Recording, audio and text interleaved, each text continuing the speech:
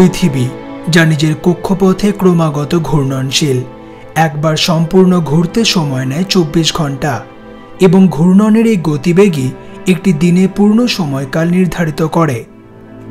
কিন্তু কি হবে যদি পৃথিবী নিজের কক্ষপথে দ্বিগুণ গতিতে ঘুরতে থাকে এবং একটি দিনের পূর্ণ সময়কাল কমে গিয়ে দাঁড়ায় 12 ঘন্টায়? আজকের এই বিশেষ পর্বের প্রশ্ন, আমাদের দৈনন্দিন জীবনে তার কি প্রভাব পড়বে? এই বিষয়টিকে বুঝতে গেলে সবথেকে আগে জানতে হবে পৃথিবী নিজের কক্ষপথে ক্রমাগত ঘূর্ণনশীল এবং এই গতিবেগ সম্পূর্ণ নির্ভর করে আপনি ঠিক এর কোন অংশে দাঁড়িয়ে আছেন। উদাহরণস্বরূপ, ইকুয়েটর বা বিষুবরেখায় এই গতিবেগ 1670 কিলোমিটার পার আওয়ার বা 1037 মিটার পার আওয়ার। এবার আপনি যতই বেশি সুমেরু বৃত্ত বা কুমেরু বৃত্তর দিকে যাবেন, এই গতিবেগ ততই কমতে থাকবে। সুতরাং একদম উত্তর বা দক্ষিণ মেরুতে পৃথিবীর ঘূর্ণনে গতিবেগ সব থেকে কম। এখন পৃথিবী যদি হঠাৎই দ্বিগুণ গতিতে ঘুরতে থাকে, তাহলে সবথেকে প্রথমে আপনি অনুভব করবেন ওয়েট লস। এমনকি পৃথিবীর ঘূর্ণনের প্রভাব যেহেতু বিষুবরেখা বা ইকুয়েটরের উপরে সব থেকে বেশি পড়ে, তাই সেখানে যে কোনো বস্তুরই ওজন সুমেরুবৃত্ত বা কুমেরুবৃত্ত থেকে কম হবে। উদাহরণস্বরূপ, পৃথিবীর সাধারণ ঘূর্ণনের সময় যদি আপনার ওজন পৃথিবীর সাউথ পোল বা কুমেরুবৃত্ততে 45 কিলোগ্রাম হয়, তাহলে তা বিষুবরেখায় 156 গ্রাম কম হবে। অন্যদিকে এই গতিবেগ যদি দ্বিগুণ হয়ে যায়, তাহলে যে ব্যক্তির ওজন নর্থ পোল বা সুমেরু বৃত্ততে 104 কিলোগ্রাম হবে, তা বিষুবরেখায় ½ কিলোগ্রাম কম হবে। কিন্তু এর সব থেকে বেশি প্রভাব পড়বে আমাদের দিনের সময়, যা গিয়ে দাঁড়াবে 12 ঘন্টায়।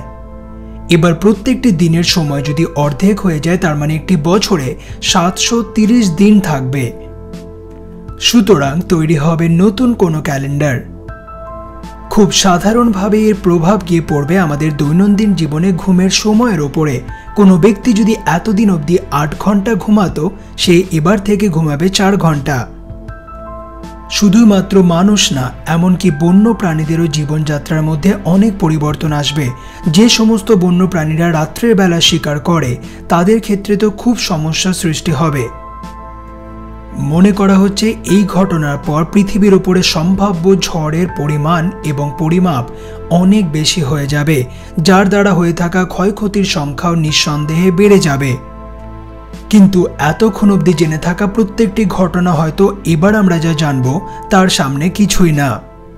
মনে করা হচ্ছে পৃথিবী নিজের কক্ষপথে দ্বিগুণ গতিতে ঘুরতে শুরু করার সাথে সাথেই উত্তর এবং দক্ষিণ মেরু থেকে জল এসে জমা হবে বিষুবরেখা সংলগ্ন অঞ্চলগুলির মধ্যে। আর্থ রোটেশনের এই প্রভাব ইকুয়েটর বা বিষুবরেখার ওপরে এত বেশি পড়বে যে প্রচুর মাত্রায় জল পৃথিবীর উত্তর বা দক্ষিণ মেরু থেকে বয়ে আসবে বিষুবরেখা সংলগ্ন অঞ্চলগুলির ওপরে।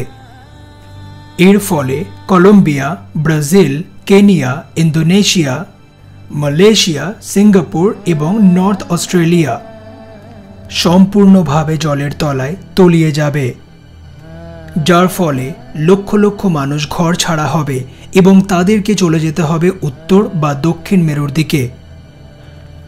অন্যদিকে বিশেষ কিছু পাহাড়ি অঞ্চল, যেগুলি সমুদ্র সৈকত থেকে অনেক উপরে অবস্থিত, যেমন সাউথ আমেরিকাতে কিছু ও আফ্রিকাতে কিছু, সেগুলি বেঁচে যাবে, যেখান থেকে তৈরি হতে পারে নতুন কোনো আইল্যান্ড বা ভূখণ্ড। এর ফলে আফ্রিকা হয়তো বিভক্ত হয়ে যাবে ছোট ছোট কিছু আইল্যান্ডে। অন্যদিকে সাউথ আমেরিকার সাইজ বা আয়তন ক্রমেই কমে আসবে।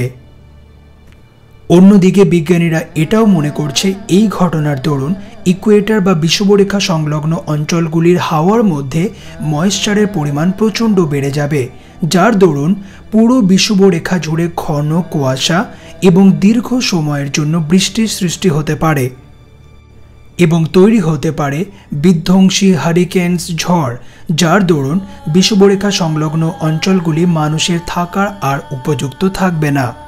সুতরাং সম্পূর্ণ বিষুবরেখা সংলগ্ন অঞ্চলগুলি পৃথিবীর উত্তর ও দক্ষিণ মেরু সংলগ্ন অঞ্চলগুলির মধ্যে যাতায়াতের ক্ষেত্রে খুব বড় একটি সমস্যার কারণ হয়ে দাঁড়াবে। এছাড়াও আরও গুরুত্বপূর্ণ সমস্যা এসে দাঁড়াতে পারে স্যাটেলাইট বেসড টেকনোলজিগুলির ওপরে, যেমন জিপিএস। সাধারণত একটি স্যাটেলাইটের গতিবেগ এমনভাবে নির্ধারিত করা হয় যা পৃথিবীর ঘূর্ণনের গতিবেগের সঙ্গে নিয়ন্ত্রণে থাকে, দীর্ঘ সময়ের জন্য কোনো একটি নির্দিষ্ট স্থানকে স্টাডি করতে পারে।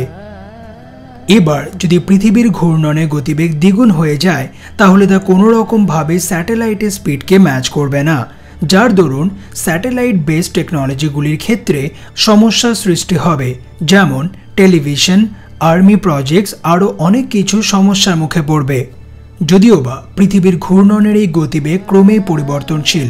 আজ থেকে 4.4 বিলিয়ন বছর আগে পৃথিবীতে একটি দিনের সময় ছিল মাত্র 4 ঘন্টা এবং পৃথিবীতে ডাইনোসরদের সময় তা বেড়ে গিয়ে দাঁড়ায় 22 ঘন্টা পার ডে। সুতরাং পৃথিবী নিজের কক্ষপথে ঘূর্ণনের গতিবেগ ক্রমে হারাচ্ছে।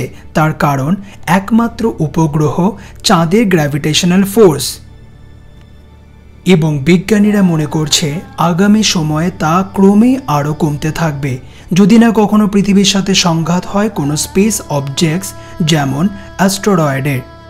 তাহলে মিস্ট্রি বক্স বাংলার আজকের এই রোমাঞ্চকর পর্বের প্রশ্ন ছিল, কি হবে যদি পৃথিবী নিজের কক্ষপথে দ্বিগুণ গতিতে ঘুরতে থাকে? আশা করি এতক্ষণে তার উত্তর আমি দিতে পেরেছি এবং আপনি তা বুঝতে পেরেছেন। তাই অনুরোধ রইল, ভিডিওটি যদি ভালো লেগে থাকে, আজকের ভিডিওর বিষয়বস্তু যদি ভালো লেগে থাকে, তাহলে ছেড়ে যাওয়ার আগে লাইক, কমেন্ট এবং শেয়ার করে অন্যদের জানার সুযোগ করে দিতে ভুলবেন না। ভালো থাকবেন, শুভ দিন।